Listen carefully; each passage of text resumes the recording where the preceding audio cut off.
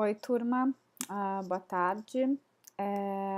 Como eu combinei com vocês, vou fazer uma breve introdução do livro que a gente vai tratar nesse semestre, né? O livro Vozes do Bolsa Família, que foi escrito pelo professor Alessandro Pinzani, e pela professora Valquíria Leão Rego, né? Assim a capa dele.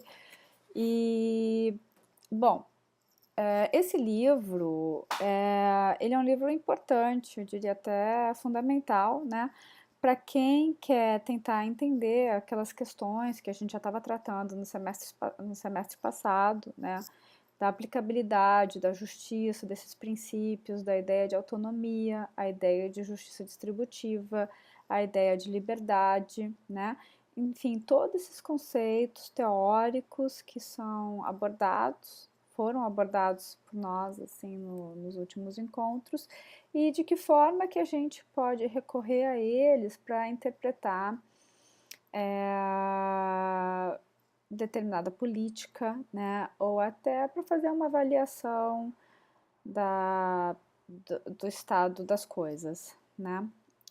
Nesse caso específico, os autores. Uma questão que eu acho que é super interessante desse livro também é que nós raramente, né, estudamos teóricos que falam da nossa realidade, do nosso mundo, né?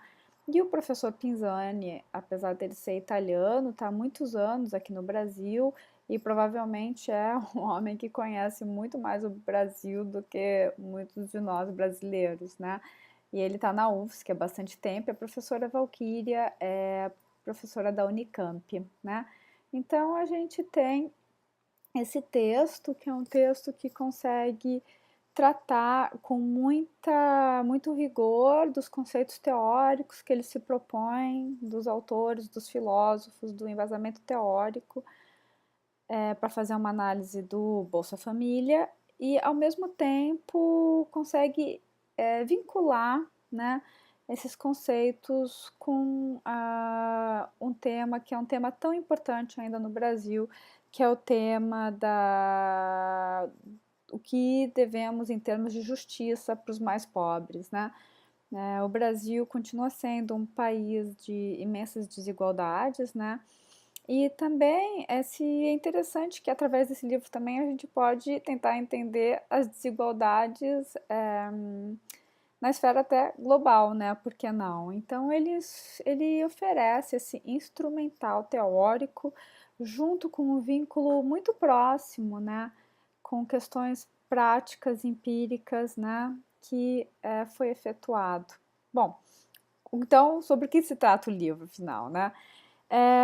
No Vozes do Bolsa Família, os autores, a professora Valquíria, o professor Alessandro Pinzani, eles vão buscar ouvir os mais pobres, né? Que eles situaram, né, identificaram como as mulheres mais pobres, né? E onde estariam essas mulheres, né? Será que elas estão nas cidades, nas grandes cidades? Será que elas estão nos centros urbanos? Né? Bom, como eles colocam para a gente na introdução e a gente consegue entender assim com muita facilidade, né? Certamente uma mulher muito pobre num centro urbano ainda assim está melhor do que uma mulher muito pobre que fica onde, né? Nas áreas rurais mais pobres e isoladas que tem no Brasil. E foi justamente então essas mulheres que eles objetivaram na sua pesquisa. Mas mais do que isso, não é? Eles tentar foram ouvir as vozes dessas mulheres, né? Então, o objetivo desse livro é, segundo eles, né? Aqui eu vou tratar com vocês alguns dos elementos que estão na introdução do livro, que eu espero que vocês leiam, né? Mas só para vocês saberem do que se trata e para a gente poder, no próximo encontro, já tratar do primeiro capítulo. Bom, o objetivo deles é investigar os efeitos políticos e morais do Bolsa Família sobre os usuários à luz de uma concepção de autonomia individual, baseada na teoria das capabilidades, assim como da conexão entre renda monetária e autonomia individual, né? Bom, vamos só tentar entender essas questões aqui, esse parágrafo que está ali na introdução, né? Primeiro, então, é investigar os efeitos, né, dessa Bolsa Família sobre os usuários à luz de uma concepção de autonomia individual. Então, durante o curso, a gente vai ter que tentar entender o que seria autonomia, quais são os requisitos da autonomia, né? E é por isso que os autores já colocam aqui qual que vai ser o fundamento teórico deles. Eles vão tratar a ideia de autonomia através de uma teoria que é chamada da teoria da capability, que pode ser traduzida, né, como teoria das capabilidades, né?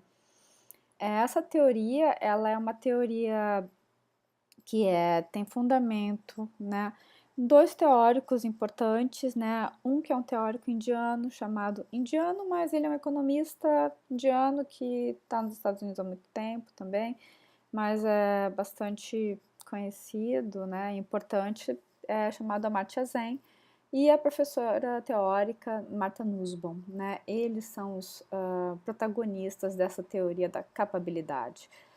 Grosso modo, assim, inicialmente, eu posso só é, posso apontar para vocês que a teoria da capabilidade ela visa ir além dessa ideia de igualdade formal, né? Ela tenta trazer uma ideia de igualdade substancial.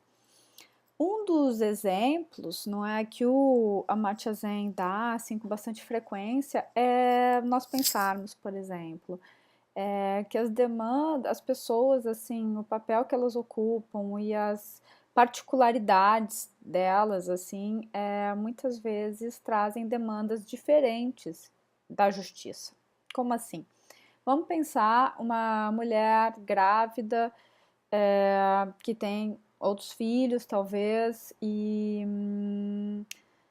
numa sociedade, né, uma e um homem da mesma idade que talvez não tenha que cuidar dos seus filhos, não tenha que ter a preocupação, né, de cuidar de uma família, por exemplo. Então, se a gente for pensar em termos assim de igualdade formal, né, será que quando a gente pensa na mesma renda, será que a mesma renda daria conta, né, da liberdade para os dois? Será que os dois conseguiriam executar o seu projeto de vida, né, as suas realizações da mesma forma, né? Então, a gente vai tratar com mais cuidado. Isso aqui é uma introdução, mas é só apontando para vocês qual que é o horizonte, né, que a gente vai ter em vista aqui estudando esse texto. Outra questão que eles colocam é que essa ideia, então, da conexão da renda monetária com a ideia de autonomia individual, que também seria pensar nisso, não é? A gente pode pensar em autonomia sem renda, né? Isso é possível, né? Como é que a ideia da dinheiro mesmo não é constitutivo da própria possibilidade de se fazer algo, de se constituir algo, né? Dando uma autonomia.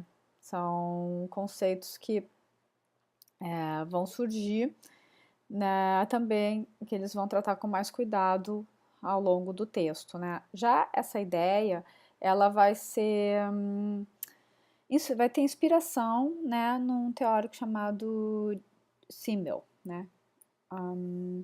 E além disso, né, a gente pode colocar como um terceiro eixo dessa pesquisa a escola de Frankfurt, né, a teoria crítica, né, que a gente também vai conseguir. Então, esse é um dos objetivos que eu espero para esse semestre, para esses encontros que nós teremos, que é ter, assim, tentar entender o que é a teoria crítica, de que forma que ela propõe olhar a justiça, liberdade, autonomia de forma diferente da teoria liberal, por exemplo, com fundamento kantiano, que é a teoria que acaba sendo assim bastante usada, né, e trabalhada no Brasil. Mas a teoria crítica também, a gente tem muitos estudiosos, né, trabalhando por esse eixo crítico. Então,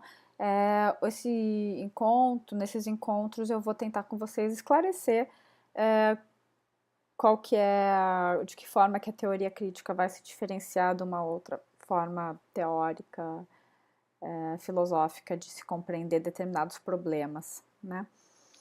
Bom, e que esse livro, sobre o que ele fala, né? Como que ele é construído? Os autores, eles entrevistaram ao longo de 5 anos mulheres que recebem o Bolsa Família nas situações mais desassistidas, né?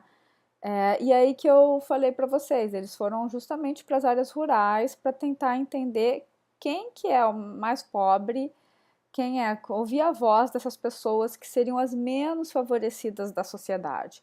Nessa compreensão de que uma mulher pobre numa área rural, ela está numa situação pior, né, do que uma mulher pobre numa cidade, num centro urbano.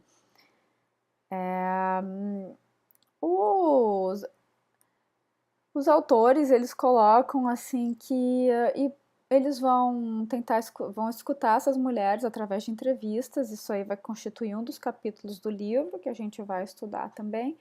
E ali eles vão se questionar de que forma que essa experiência do Bolsa Família, ao fornecer uma renda regular para a grande maioria das mulheres, de que forma que isso impactou a vida das mesmas.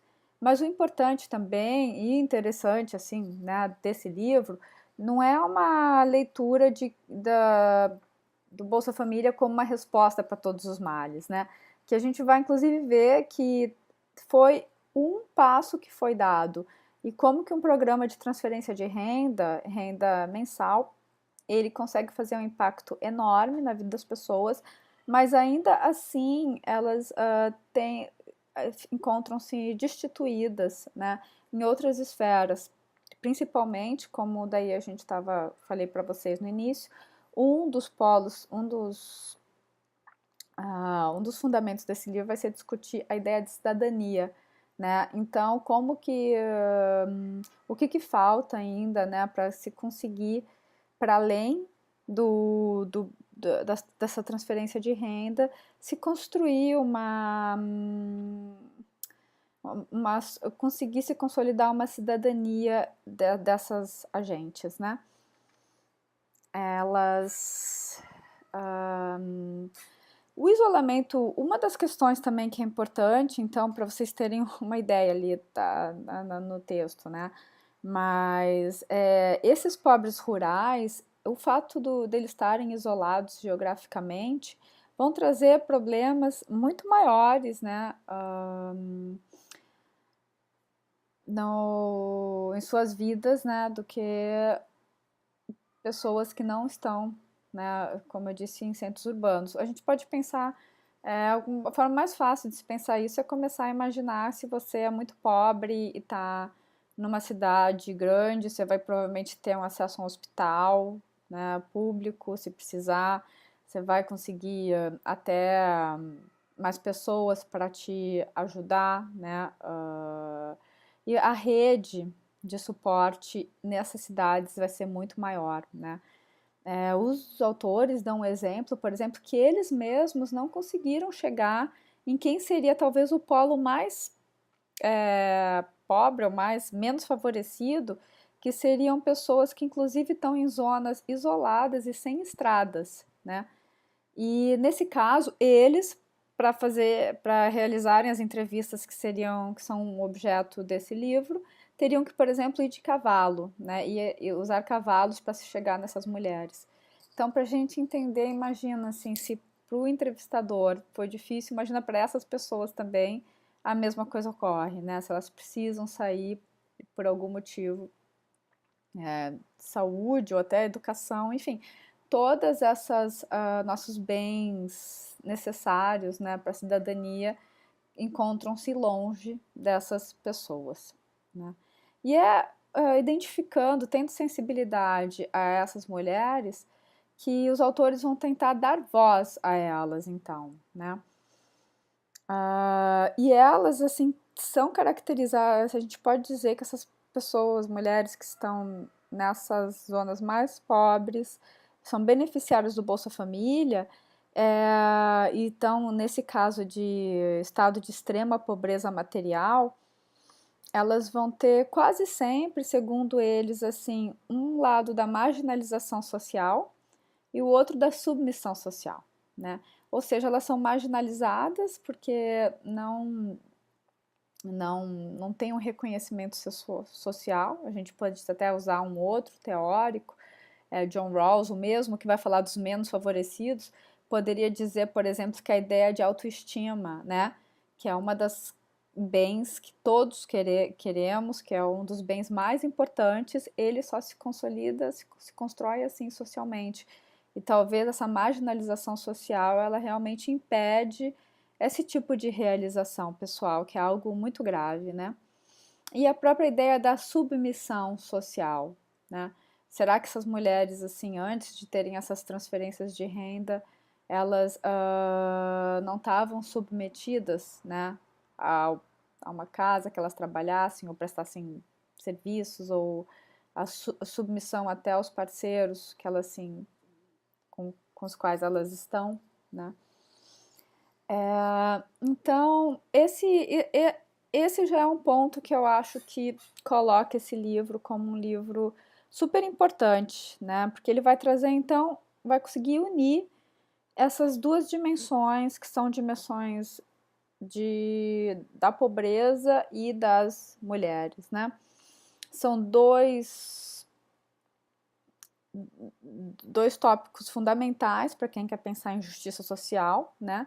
E a gente percebe mesmo como o discurso da justiça relacionado às mulheres, assim, tem que, tem que sair, né? O primeiro, eu acho que ele tem que entrar na filosofia, porque a gente estuda pouco isso. Mas, além disso, tem que também ter essa dimensão para tentar entender essas práticas de opressão que são típicas, que afetam as mulheres, né? Então, nesse sentido, esse livro também vai falar sobre a libertação das mulheres, né? E da possibilidade de autonomia das mesmas. A gente tem refletindo então sobre essas diversas formas de domínio, né, que se impõem às mulheres, e de que forma que talvez não, que certamente um programa como o Bolsa Família conseguiu em alguma dimensão auxiliar nessa libertação, né? Então, a questão que se coloca é: a renda tem papel libertatório? Então, esse é um ponto. Agora, para o outro ponto que eles vão também pensar é a seguinte: mas consegue aumentar consegue um programa de transferência de renda como Bolsa Família, ele possibilitou mudanças efetivamente culturais, né? Ou seja, para além dessas subjetividades, isso aí também é outra questão que vai ser abordada no livro. Para vocês, então, a estrutura do livro vai ser, então, primeiro vai ser a disso, de mostrar a importância de se escutar as próprias beneficiárias, né, do Bolsa Família. Ou seja, escutar a voz dessas pessoas que não se escuta, né? Normalmente, assim, objetiva, mas assim, não queremos a tentativa de saber delas, né? Como é que foi essa experiência e de que forma que trouxe essa esfera da liberdade, da autonomia. Então é isso que a gente vai estudar no capítulo 1, no próximo encontro, tá? A importância de se escutar as próprias beneficiárias, né, do Bolsa Família. Logo depois, o capítulo 2 vai tratar as bases teóricas da pesquisa. E daí aí que vem esses teóricos, filósofos que foram importantes, que fundamentaram, deram um instrumental para o professor Alessandra, professor Valquíria conseguirem tematizar esse tópico, né? Darem conta dessa pesquisa deles. Então, esse capítulo 2 eu acho ele extremamente inspirador, de certa forma, inspirador para a gente conseguir entender de novo a filosofia como uma possibilidade prática da gente entender o mundo, sair dessa redoma de cristal, né? Que muitas vezes o filósofo é colocado. Então, ali os autores mostram que quando a gente fala de autonomia, a gente está falando de algo concreto, né? Não é só trazer ali, decorar um conceito kantiano de autonomia, né? Porque todos esses conceitos de filosofia política vão ter um impacto, assim, são possíveis de impactar a nossa leitura de mundo e até o nosso papel como intelectual filósofo frente às questões políticas, né, do mundo, da nossa sociedade. Nesse capítulo, então, eles vão explorar essa ideia da autonomia, da renda monetária, das capabilidades, né? Então, esse capítulo vai ser um capítulo entendendo a teoria de fundo do livro. O capítulo 4 vão ser as entrevistas, né? Que eles conduziram. E, por fim, eles vão apresentar a tese central deles no capítulo 5, que é qual? Que a renda regular em dinheiro é importante instrumento de autonomia individual e política, né?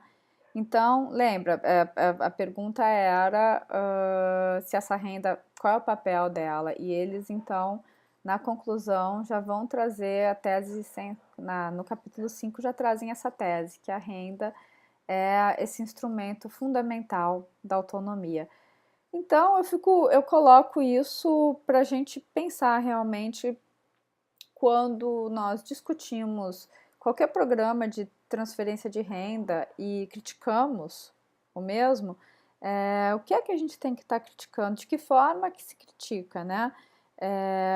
Porque uma tese contrária teria que dizer, olha, que é o contrário disso, né? Ou seja, que a autonomia individual e política é possível sem renda. Será que é isso mesmo que a gente pensa, né? Como é que fica para os destituídos de renda essa possibilidade todas desses ideais que nós tratamos aqui? Então, também deixo o convite já para vocês começarem a refletir sobre essa questão. E vou finalizar aqui essa introdução, trazendo só o que os próprios autores entendem que é o livro, o próprio Pinzani e a professora Valquíria, que ele vai dizer que é um experimento interpretativo, no qual estiveram presentes o diálogo entre teorias contemporâneas diversas de cidadania, democracia e autonomia, e o confronto das mesmas com a situação das mulheres em extremo estado de pobreza. Então, realmente, assim, essa leitura deles, que é uma tentativa interpretativa de todo esse aparato conceitual contemporâneo com o que a gente está, com o que se vive hoje, né? Esse livro, como eu disse, assim, a minha escolha por ele, né, para a gente trabalhá-lo, ela decorre, né, de uma lacuna que eu vejo na formação das pessoas, inclusive de quem trabalha, né, como nós, assim, que estudamos filosofia política, no fundamento teórico de determinadas práticas políticas, né? Ou melhor, de determinadas políticas, né? Não práticas políticas. Então, eu acho que compreender o porquê, a raiz, o fundamento de determinadas ideias e o impacto, né, que essas têm na vida das pessoas, né, nas condições de justiça de um, nas condições de justiça de um país assim de extrema desigualdade ainda, como é o caso do Brasil. Para mim, pelo menos, esse texto foi extremamente esclarecedor. Eu espero que para vocês também seja, né? Não se trata aqui de uma defesa de governo A, B ou C, né? Vamos pensar que nós estamos pensando o fundamento e o impacto né, de uma programa visando a combater a desigualdade, né. Então,